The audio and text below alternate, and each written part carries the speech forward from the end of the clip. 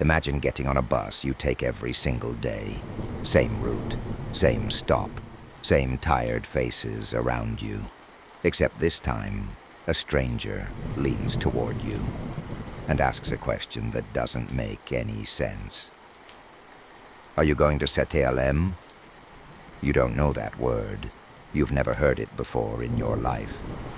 But the people around you, they're staring, uncomfortable, like you don't belong there, like you're not supposed to be on this bus at all. This is where one of Brazil's strangest urban legends begins.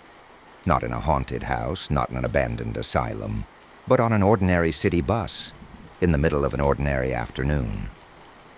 For over 2 decades, people across Brazil, and now beyond it, have shared accounts of a place called Setealém, a parallel world, a shadow version of our own, a place some say you can slip into by accident, and some say you might never fully leave behind. This is the story of Setealém, and why, 30 years later, people are still trying to figure out if it's fiction, folklore, or something else entirely. Before we go further, it helps to understand what kind of story this really is. Brazil has a long tradition of urban beliefs, stories passed from person to person, town to town, generation to generation, always insisting they're true, always attributed to a friend of a friend, or someone who swears they lived it themselves. Long before the internet, these stories traveled by word of mouth. Once Brazilians came online in large numbers, that same oral tradition simply found a new home, spreading through forums and message boards instead of front porches and school hallways. Most of these stories stay local, fading after a season. A rare few spread nationally, repeated so often by so many unconnected people that they stop feeling like a rumor and start feeling like shared cultural knowledge. The kind of story almost everyone in the country has heard some version of, even if they can't say where they first heard it. In Brazil, one story did exactly that. It became one of the most widely circulated urban beliefs in the country's digital history, told and retold across forums, then Orkut, then podcasts and video, each generation of Brazilian internet users passing it to the next. That story was Setealém. The legend traces back to a man named Luciano Milici, a publicist and horror writer from São Paulo, who says the story isn't fiction at all, but something that actually happened to him. According to the account attributed to Milici, it was 1994. He was a college student, riding the bus home the way he did every day, listening to music, half paying attention to the world around him. Everything about the ride was routine, until a fellow passenger turned to him and asked if he was headed to Setealém. Milici had never heard the word. He didn't recognize it as a neighborhood, a street, or a district anywhere in São Paulo. But what unsettled him more than the question itself was the reaction of the other passengers. According to the story, they grew tense, uncomfortable, as though his presence on that bus was somehow wrong, as if he'd wandered onto a route that wasn't meant for him. He got off at the next stop, shaken, and the incident stayed with him. He asked around. He checked a street guide, the pre-digital paper-based way people used to navigate cities before GPS. No neighborhood, no street, no district anywhere matched the name. And then, he says, the dreams began. According to Milici's own retelling, he started dreaming about Setealém regularly, at least once a month, for years afterward. Walking its strange, decaying streets in his sleep, unable to fully explain what he was seeing, only that it felt like a corroded, joyless reflection of the world he knew while awake. For years, this remained a private story. It wasn't until 2004, a full decade later, that Milici brought it into public view, creating a discussion group on Orkut, the social network that dominated Brazilian internet culture at the time, simply titled Setealém. That group is where the legend truly ignited. So what is this place?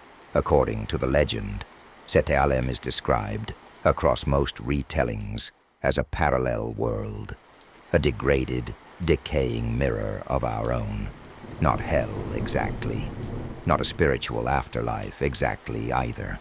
Something stranger, a version of our cities, our streets, our buildings, left to rot. The people said to inhabit it are described as resentful, sorrowful, or hollow, aware that our world exists, and unhappy that outsiders occasionally stumble into theirs. In the legend, residents of Setealém are said to be capable of crossing into our world, just as accidental visitors sometimes cross into theirs. A two-way door nobody fully controls. There's no single agreed-upon way to get there. That's part of what makes the legend so effective. It isn't tied to one haunted location, one ritual, or one specific door. Instead, the stories describe ordinary, everyday portals. A bus that takes a route it shouldn't. A hallway in a familiar building that leads somewhere it never had before. A gap in a wall in the back of an alley. The implication, across nearly every account, is unsettling in its simplicity. Setealém could be one wrong turn away.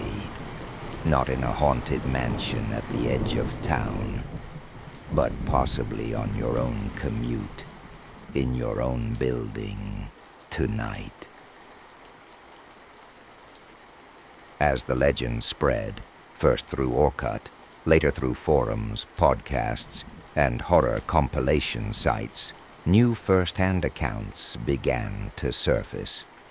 A few have become especially well-known within the community.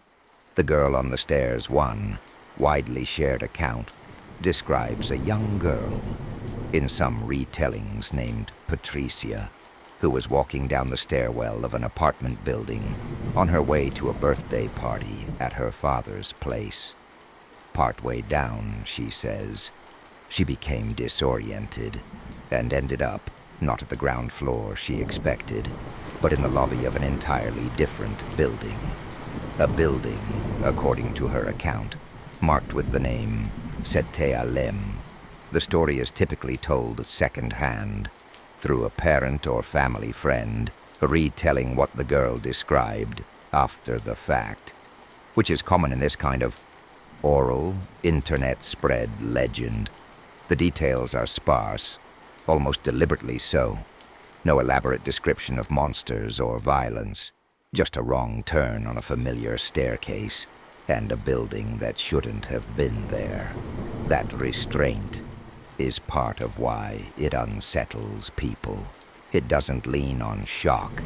It leans on the idea that the door could be somewhere completely mundane. The alley in Lisbon. Not every account stays within Brazil's borders.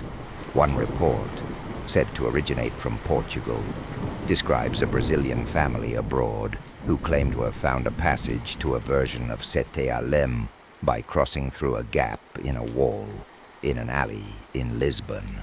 Unlike most retellings, this account described the place they found as almost paradise-like, rather than decayed or menacing, a rare variation that stands apart from the grim, corroded version described in most other stories.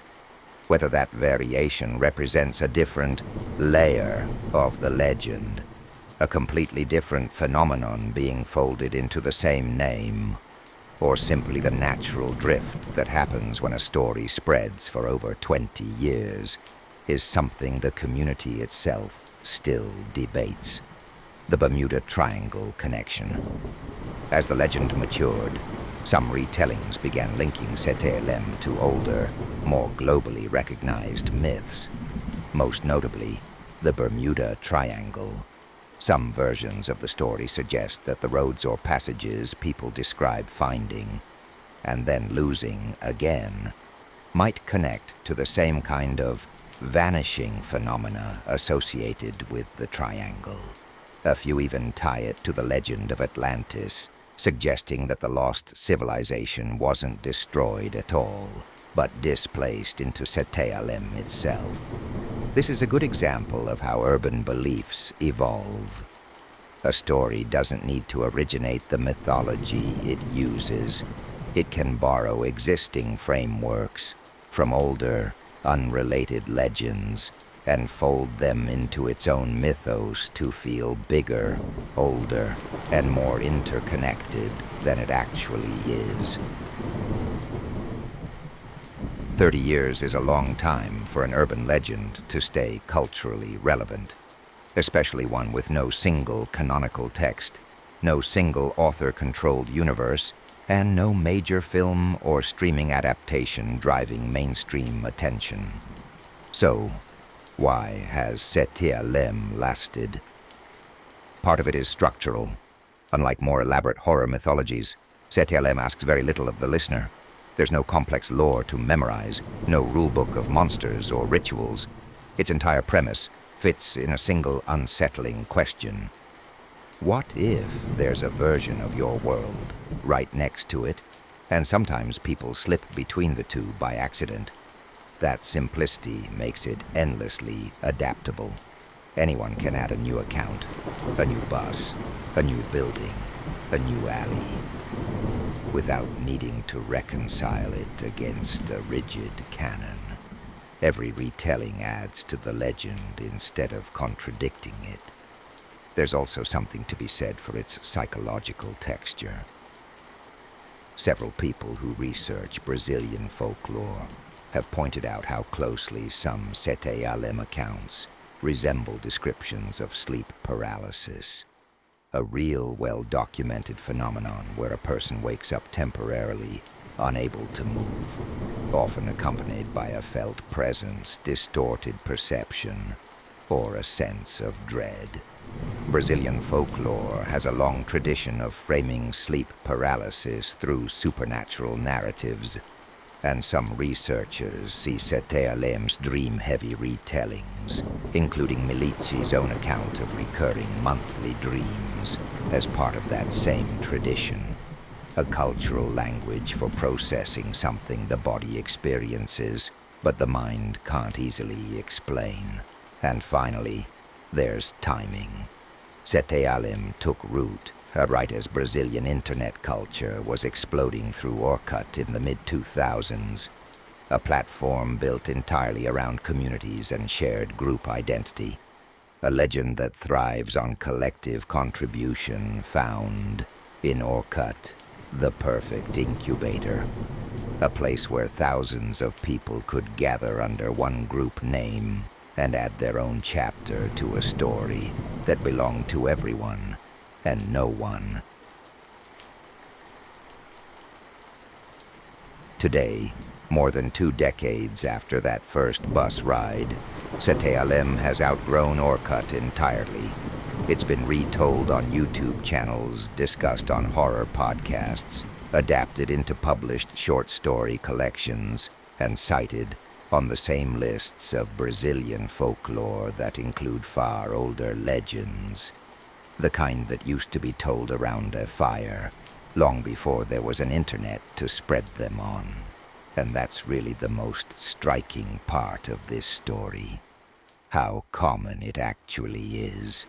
Setealém isn't some obscure corner of Brazilian internet culture. It's one of those beliefs that seems to have touched almost everyone, directly or indirectly. Ask around, and there's a good chance someone in your circle has heard the name. or knows someone who swears they brushed up against it.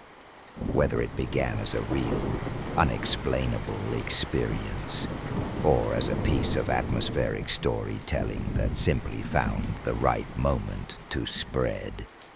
Maybe a question this belief was never meant to answer, because that's really what a place like Setealém represents. Not a location you could find on a map, but a feeling that our familiar routes, our streets, our buildings might have edges we've never noticed, doors we've walked past 1,000 times without ever realizing they were doors at all. So here's the real question, and I'd genuinely like to know the answer. Had you already heard of Setealém before this video? Grew up with someone telling you about it, maybe on a bus or at school, or from a relative who swore it happened to them? Or, and I say this gently, has something similar ever happened to you? A route that felt wrong for a moment. A building that didn't seem to belong where it was. A place you still think about and still can't quite explain. Tell me in the comments. I read everyone. And if enough of you have a story to share, this might not be the last time we talk about Setealém.